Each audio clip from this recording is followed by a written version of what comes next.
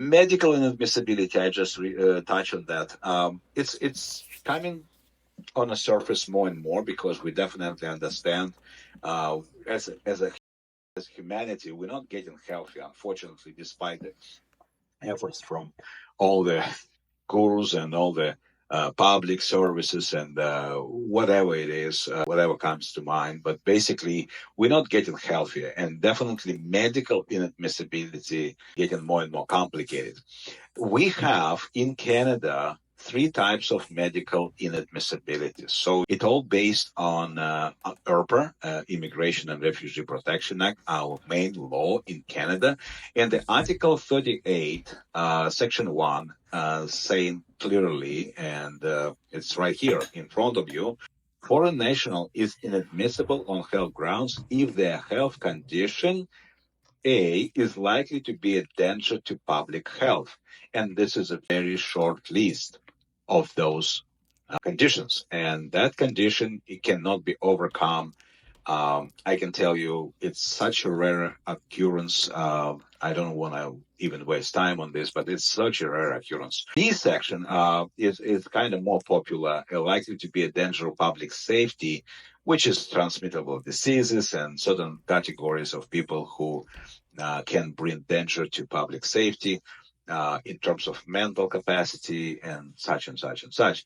And last on the list is category C. It's subsection C, might reasonably be expected to cause excessive demand on health and social services.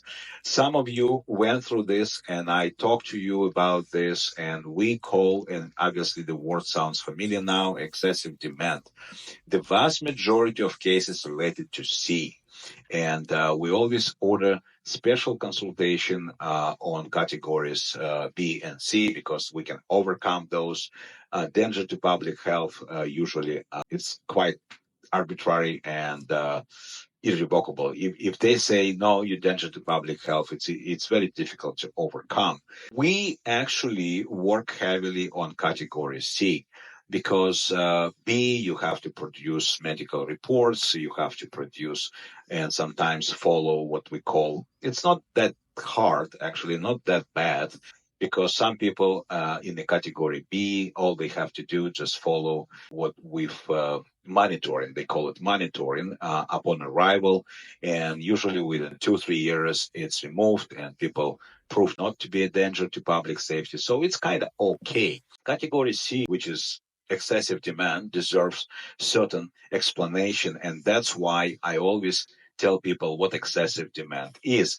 It is something unique for every country because as far as I know, different countries have different standards. But in Canada, interpretation of excessive demand is such that it is anticipated that health and social services cost would be covered by the applicants. And that's why I sometimes, well, I know it's a very sensitive area. I say sometimes that money can't buy happiness, right? Paraphrasing the old saying.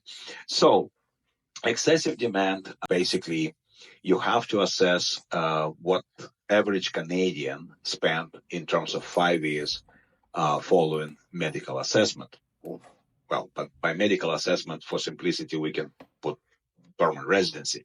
So technically, you have to go with proper independence assessment.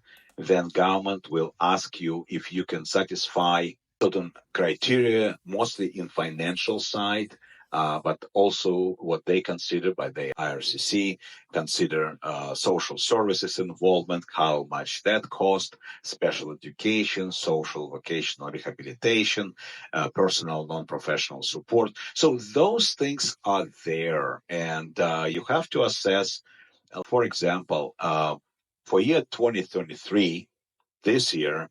And by the way, they change it every year. So be careful if you use last year threshold or next year threshold will change. It all depends on low income cutoff requirements. And for example, for this year, 5-year threshold is $128,445 or $25,689 per year for that person, not for the family. So basically, we're talking about usually what I meet in our practice is one person in a family, either the child have certain problems or one of the parents or spouse or applicant himself, herself.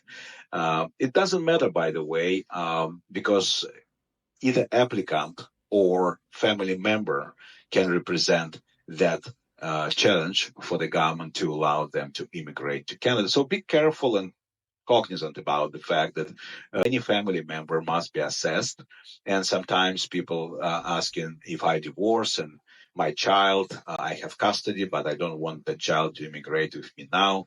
Why the child is supposed to be assessed medically? That's why. Because government want to make sure there is no medical inadmissibility, because later on, if you sponsor your child, you can bypass certain categories of family application. You can bypass medical inadmissibility. And now you understand from me why they pay so much attention. And that's why everyone listed on application, accompanied, no, non-accompanied, must pass medical assessment. Without this, government will not let you immigrate. If your child is out of your custody, that means later on you cannot sponsor the child. Yes, they may exclude this child from medical assessment.